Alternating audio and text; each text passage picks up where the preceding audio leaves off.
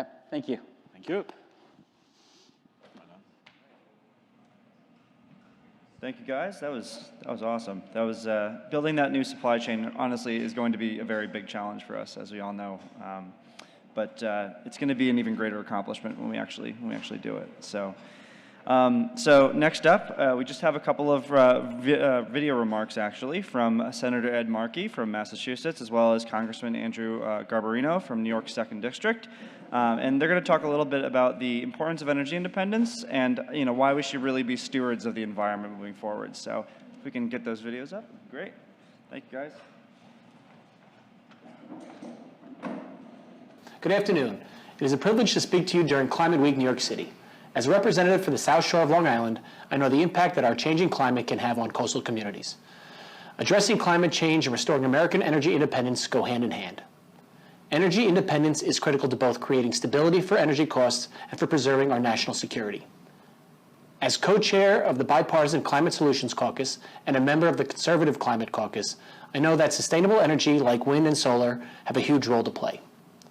I favor an all-of-the-above approach that combines the goal of addressing climate change with preserving economic prosperity. As the needs of our nation grow and evolve, it is essential that we explore all forms of alternative energy so that we may deliver clean, cost-effective, and economically responsible power solutions to the American people. We have the ability to make the energy we need here at home, and it's innovators like Nexans that are going to help us get there. Thank you for having me, and thank you for your ongoing commitment to pursuing sustainable energy solutions. I'm Senator Ed Markey. Thanks, everyone, for joining at Nexans Climate Day to speak about opportunities that are blowing in the wind. There's no doubt that offshore wind is a booming market. There's been a gale force growth, almost 40,000 megawatts of state offshore wind targets, a growing number of leases, and an increasing number of projects planned for the next 10 years. But we'll need to turbo or turbine charge our offshore wind deployment if we are to confront the climate crisis and prevent our worst case climate scenarios. We're already seeing the devastation of climate fuel disasters, and without zero carbon generation, that damage will only get worse. This is why the Inflation Reduction Act is an incredible achievement. It will reduce emissions, create good paying union jobs, lower energy costs for consumers, and provide funding so that we can begin the long process of repairing historical harms in our environmental justice communities across this country.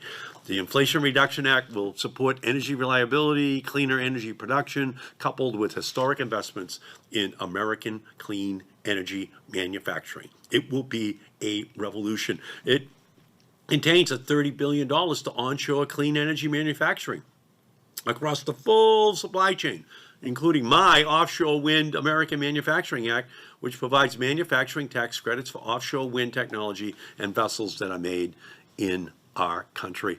The Offshore Wind American Manufacturing Act would help us build a robust domestic offshore wind supply chain, build up our union workforce, and build our clean energy future right here in America. These manufacturing incentives will lower cost pressures on American families and reduce our reliance on China, ensuring that the transition to a clean economy creates millions of American clean manufacturing jobs and is powered by American-made clean technologies. But it's just a start. We just have so much more work that we can do, deploying 30,000 megawatts of wind offshore. But to do that, we need to be bold and effective in order to achieve all those goals. That's what the Inflation Reduction Act, or to put it another way, the biggest climate bill in the history of not just this country, but any country, has ever been able to achieve. That's where we are right now. We're going to lower emissions, create millions of new jobs, and simultaneously engage in the kind of environmental justice that we need. And we're going to do it by moving from the mill to the megawatt, from bolts to volts. We're just going to transform our economy. So let's fill our sails and put the wind at the back of the American industrial sector, and we will get this job done.